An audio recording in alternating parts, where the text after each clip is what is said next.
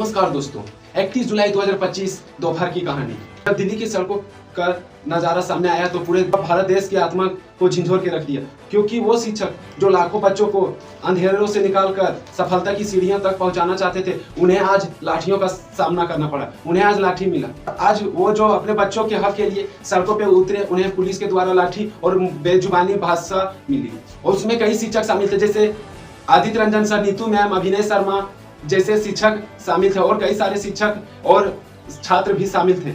और जो वहां से तस्वीरें सामने आई वो पूरे परेशान कर देने वाली तस्वीरें थी, क्योंकि उसमें एक शिक्षक का हाथ टूटा हुआ मिला तो किसी पर लाठी चार्ज होते हुए मिला। दुखद न्यूज इसलिए था क्योंकि वह किसी गरीब माँ बाप और सालों साल मेहनत करने वाले बच्चे के जिंदगी का बात था, जो अपने माँ बाप को बेहतर कर देना चाहते थे। उनके लिए जो शिक्षक ने आवाज उठाई तब उन्हें बहुत सारे लाठियों का सामना करना पड़ा। सच कहें तो यह जख्म सिर्फ शरीर पर नहीं बल्कि उस गरीब माँ बाप के शरीर पर लगा और दिल पर लगा, जो दिन रात मेहनत करके अपने बच्चे की अच्छी भविष्य के लिए मेहनत कर रहे थे। और जब इन सिस्टम का प्रोटेस्ट करने शिक्षक और छात्र रोड पर उतरे तो उनके हिस्से में मिले तो सिर्फ लाठी और कुछ नहीं।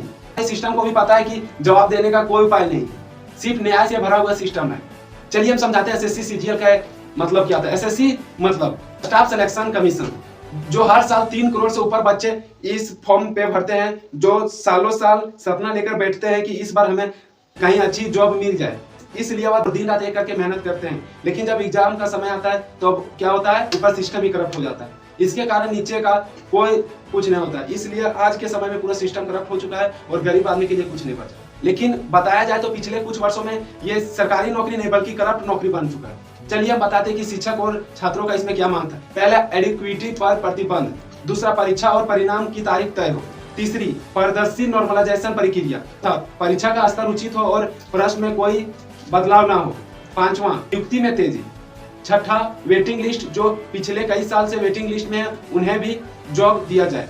सातवां, परीक्षा केंद्रों की सुगमता। आठवां, परिचित स्टाफ और निष्फल। और नौवां और लास्ट, तकनीकी खामियां और उसके अंत। और यह कोई असंभव मांग नहीं थी, ये तो जायज मांग थी, जो ऊपर वाले सिस्टम भी न्याय देने से डरते थे। इसलिए उन लोगों ने लाठीचार्ज किया और अभी तक न्याय देने से डर रहे हैं। और अभी भी शिक्षक और छात्र छात्राएं सड़क पे मांग कर रही है, क्योंकि उनके पास न्याय मांगने के अलावा और कोई चांस नहीं है, क्योंकि उनके पास एक ही हथियार है, जो है न्याय मांगना। जय हिंद, जय भारत।